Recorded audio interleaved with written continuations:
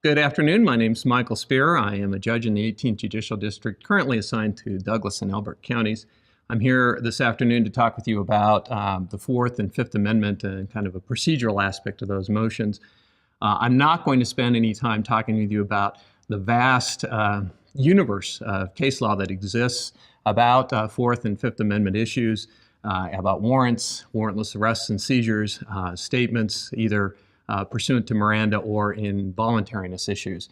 I'm just here to talk about the nuts and bolts of how to address these types of motions in the context of your criminal docket. Rule 41, specifically rules 41E and G, are the two areas that you should concentrate upon when you are dealing with motions to suppress. I'm going to talk about those in kind of a general concept, although you should read those closely. There are some significant differences between the two subsections. I'll touch upon that during my talk here this afternoon. 41E and G are essentially designed to address seizures and searches that were improper, and also statements that might have been made pursuant to Fifth Amendment problems or 14th Amendment voluntariness issues. Starting with 41E, this talks about search and seizure issues, primarily focuses upon the Fourth Amendment and the various requirements of that particular constitutional amendment. Most of the time, these motions are made in the context of the U.S. Constitution. Some good defense attorneys will also mention the Colorado constitutional provision about searches and seizures. There's not a lot of difference, and I'm not going to go into those very discrete areas that do have differences. But please keep in mind that we're not talking today about the substance of the searches and seizures themselves. We're just talking about the motions themselves, how they are presented to you, and how you should handle those. First of all, an issue that always comes up in these or may be addressed is standing. There is a little bit of a difference between 41E and 41G. I'll talk about that when we get to 41G. 41E, the standing for 41E motions is not the general concept of standing.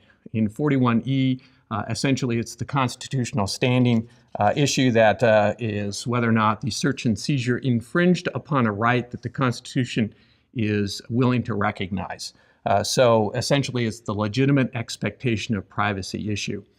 Doesn't come up often, but every once in a while a good prosecutor will counter a defense motion saying that the defendant simply does not have standing to address this particular search or seizure, and that can be a bit of a precursor to the motion hearing itself, making determination on that. And that does play in to a certain extent in regards to the defendant's burden of proof of proceeding on the motion in the first instance. The burden does rest with the defense to start the ball rolling, so to speak.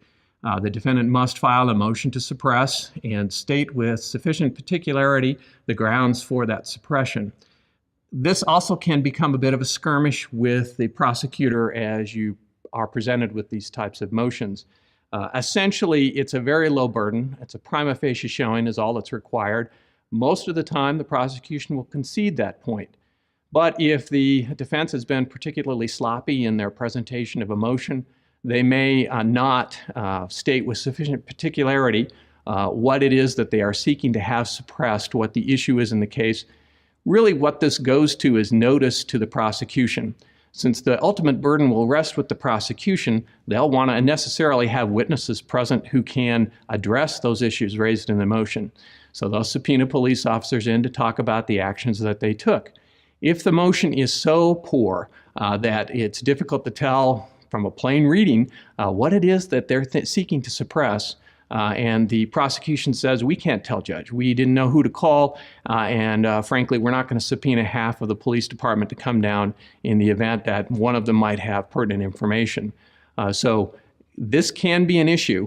The problem with it is, of course, if you find it is an issue, and yet you are aware that there is going to be an issue related to suppression, you need to have this heard, if possible, before trial, and I'll talk about that in a moment. So you're stuck in a really difficult situation. For those of us who have very crowded criminal dockets, it's not always easy to find additional time between the motion hearing that you're addressing this case and the trial itself. But essentially the rule, as I'll mention, does require that these motions be heard, if at all possible, before the trial itself. And so you might have to do a little creative juggling of your docket, perhaps call upon assistance from fellow judges if you have them, and address it in that particular fashion. There is provision under the law that if the motion does not state with sufficient particularity the suppression issue, that you can simply deny the motion outright. This is a perilous course to take. You can do it, you have the discretion, but you better make sure that the motion was so deficient that there just was absolutely no grounds that you would hear this anyway. Because this is a constitutional protection we're talking about here, and so the appellate courts necessarily would like it that you would address this on its merits and not just throw it out on a technical procedural deficit. So be careful in regards to that. You have the discretion, but be careful in your exercise of that discretion. Now, 41E does require that it kind of has an unusual provision in the sense that the motion itself can be filed in two different counties if the facts so demand. Sometimes a criminal investigation will start in one county, certain evidence may be seized and held in that county, and then the crime will continue into other counties and ultimately charges brought in one of those other counties. So let's say a car is involved and a car is held in one county, used as evidence in a second county, criminal charges in the second county.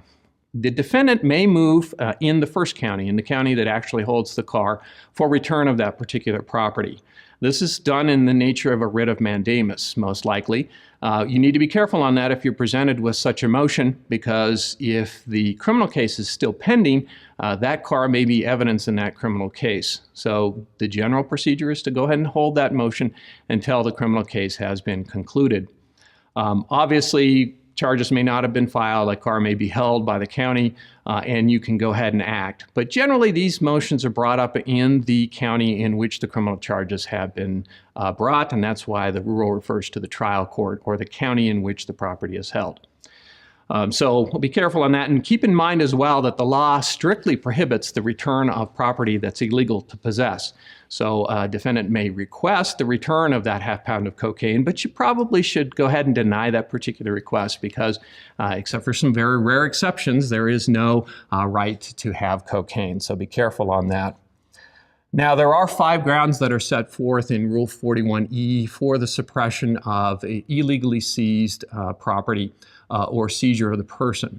One of these addresses those situations where the property was seized without warrant. The other 4 talk about warrant requirements. There must be a warrant. It must be property described in the warrant. There must be a probable cause in the affidavit, and the warrant may have been illegally executed. So we've got to split those 2 off because there are going to be different procedures for warrants versus non-warrants. And again, I won't be talking about the vast array of cases that talk about warrantless searches and seizures. But in any event, if it is a warrantless search and seizure, the burden most certainly rests with the prosecution after the defendant has met that prima facie showing to go ahead and show by a preponderance of the evidence that the evidence was seized in an appropriate fashion.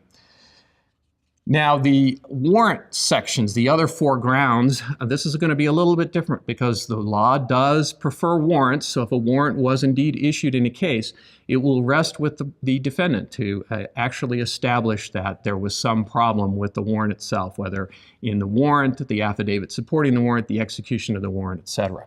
So keep those burdens where they rest and make sure that they present that in an appropriate fashion.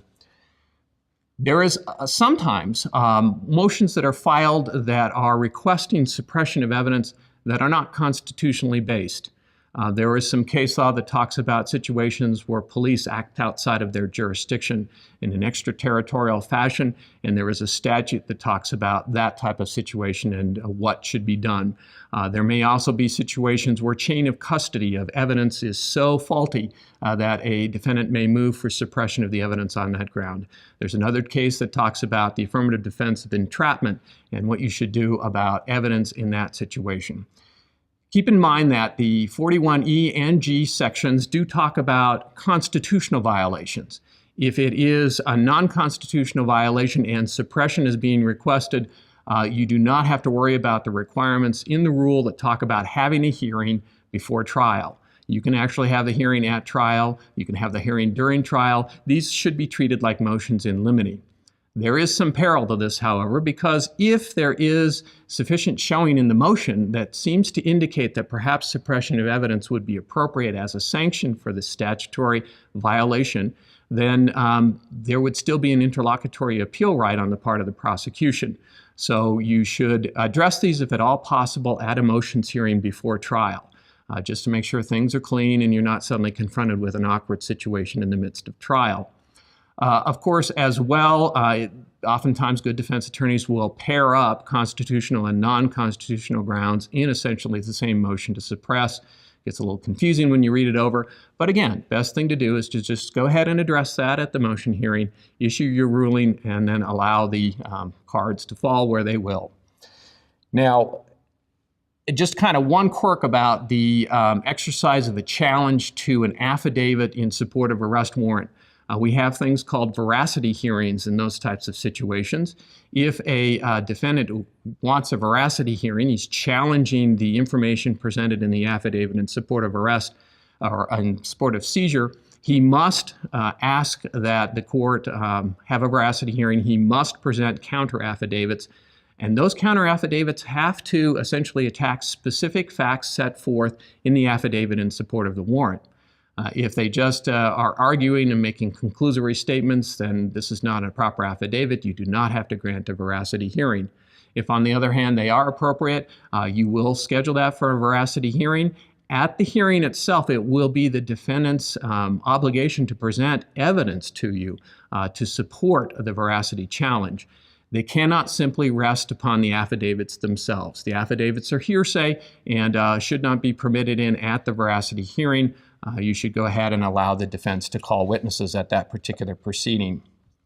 Now, the Rule 41E does indicate that there are two options available to the court. You can return the property as a sanction to the defendant, or you can suppress the evidence. Obviously, we're mostly focused on suppression of the evidence. Again, this is one of those situations where you need to have a pretrial ruling on this for various procedural aspects. And actually, the rule does set forth the fact that there needs to be a pretrial hearing. There are three exceptions to this under the rule. The opportunity for the motion itself did not exist prior to the trial. The defendant was not aware of the grounds for the motion, and of course, the court has the discretion to hear the motion at trial if necessary. Press the defense on these particular points. This is your docket, and granting an opportunity to hear a suppression motion either on the day of trial or during the trial itself is very problematic, and you should try to avoid that any way you can by pressing the defense as to an explanation why it is that they are requesting this rather drastic sanction of suppression at the time of trial itself. So press them on that point, and frankly, you can treat this as an untimely motion if they cannot establish sufficiently to your satisfaction that they simply weren't aware these grounds existed. Difficult to understand how that could possibly occur, or that they simply weren't aware of the right itself. The law of the case doctrine is very important in all of our areas of law, but this is one of those areas of law where it can be, to a certain extent, relaxed. This is because, of course, your job is to make sure that both sides receive all protections guaranteed to them by the Constitution and both the federal and the state Constitution and the laws of Colorado. So, if you happen to have a motion for reconsideration filed by the defense and you find that there is additional information presented, perhaps a new motion hearing's held, you can go ahead and overturn your earlier ruling, reconsider it, and suppress evidence if that's appropriate. In very rare situations, you may be in the midst of trial and you may be hearing from witnesses that were not presented at the motions hearing, and you may suddenly question in the back of your mind whether or not the ruling you issued initially at the suppression hearing was appropriate. You have the right to readdress that sua sponte. You should exercise that with a great deal of caution because after all, especially if you do it in the midst of trial, perhaps the evidence isn't concluded and additional evidence may be presented to counter the belief you have that your ruling was an error. So be careful on that. And frankly, the attorneys should be aware of this possibility as well. And in the event during trial that they suddenly are confronted with a situation developing information not previously known, they should on their own make the motion to the court to readdress the issue and perhaps change its mind, issue a suppression on that evidence. Now, 41G talks about the suppression of confessions and admissions made by a defendant. The language is a little bit different because the 41E talks about a person aggrieved by a search and seizure. In 41G, it is the defendant who has been aggrieved by an alleged involuntary confession or admission. This is the general concept of standing. This is a statement made by the individual. In other words, a defendant cannot challenge the statement given by another party. There may be a bit of an opportunity to challenge statements made by another if those statements are being proposed as co-conspirator statements. But that's very rare, only comes up on very odd occasions. Most of the time, a defendant can't come in and say, well, the police interviewed my brother who said all kinds of goofy things, and I'd like to challenge it because they forced that out of my brother. This simply cannot be done in the context of a suppression motion itself. Keep in mind, not every statement made by a defendant is a confession or admission.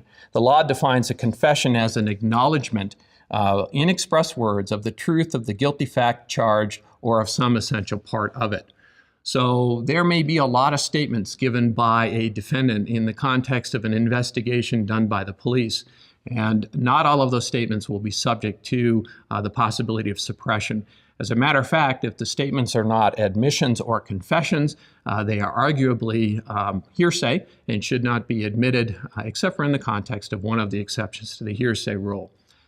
Most often you will see a situation where a person is in an interview room with a law enforcement officer, gives a statement, says all kinds of things in the context of that statement, some of which are admissions and confessions, but a lot of which are not. Most of these would come in before the court and a jury in the context of statements made to place the confessions and admissions into context. And of course, the language that's used in 41G is broad enough to encompass the voluntariness concepts under the Due Process Clause of the 14th Amendment. So if involuntariness is raised as an issue, that should be confronted in a motion to suppress and addressed by the court in advance of trial. The rest of 41G is very similar to 41E in the language that is used. Hear the motion before trial if at all possible. If that's not possible, then the defense better have a real good reason why and receive evidence on the point and make your ruling. Again, keep in mind that it is very important to state facts on the record as to why you are suppressing or not suppressing information. If you do suppress information, the prosecution does have a right to an interlocutory appeal pursuant to Colorado Appellate Rule 4.1. It goes right up to the Supreme Court for consideration. There must be a certification filed by the prosecution which establishes two things. One is that they are not pursuing the appeal for purposes of delay, and secondly, that the evidence that has been suppressed is a substantial part of the proof of the charge pending against the defendants. Now, this certification is supposed to be sent to you and to the Supreme Court. I have received certifications in cases where I scratch my head and wonder how it is that the people are able to certify that this evidence is a substantial part of the proof. But only in rare occasions has the Supreme Court actually addressed this, and usually that's somebody in the dissent who is questioning why it is that they're even talking about this, since it hasn't been established that this evidence is a substantial part of the proof. There is really no remedy available to you as the trial court to call this to the Supreme Court's attention. You just have to hope that they'll be able to pick up on that and make their own determination. But generally, that, as I said, it's in the dissent that this will be mentioned. The majority will be happy to address the situation and determine whether or not you acted properly or improperly in suppressing evidence. Keep in mind that suppression itself is to deter police misconduct. You may have a really lousy prosecutor who appears in front of you. They're unprepared, they don't follow the rules. It would be improper for you to grant a motion to suppress just because you want to send a message to the prosecutor, get your act, get yourself set here and be ready to go on these. And I'm sick and tired of having to deal with you and have you clog up my docket with your inability to address these in an appropriate fashion. You may have other remedies in regards to that, but you cannot rely upon 41E or G to suppress information, statements, or evidence because the prosecutor has acted in some way improperly. And I'm certainly not going to open up the can of worms that is Rule 16 and the discovery requirements on the prosecution. That will be generally the reason why you would possibly entertain this type of issue. Finally, just a note on what to do when the defendant expresses a desire to testify at the motion hearing itself. There is no requirement that you give the defendant a courteous advisement before he takes the stand and testifies at the motion hearing. The prosecution cannot call him as a witness there, but if he wishes to present his testimony, you cannot prevent him from doing so, and you don't need to provide him that usual advisement about his rights pursuant to the Fifth Amendment. But please keep in mind that if he does testify, the testimony cannot be used at trial unless he testifies himself, and it can be used for impeachment or perhaps refreshing recollection. It cannot be used at trial to, for instance, confront other witnesses with statements that the defendant made at the motion hearing. It can only be used to impeach or refresh the defendant's recollection or impeach his testimony at trial itself. The question sometimes comes up about a courteous advisement at trial. When a defendant has offered testimony at a motion hearing, there is no case law that indicates it is necessary for the trial court to go ahead and give an expanded courteous advisement, adding on the advisement that you testified at the motion hearing. If you testify at the trial, your testimony at the motion hearing could be used against you. So that does not have to be added onto the courteous advisement itself. Might not hurt, but is not required by any case law that is currently out there in published format. With that, that's the rather brief look at suppression hearings under the 4th, 5th, and 14th Amendment. And please keep in mind, if you have any questions, you can contact me through the internet, through the email system, and I'll be happy to answer any questions you might have about this suppression issue. Thank you for your time.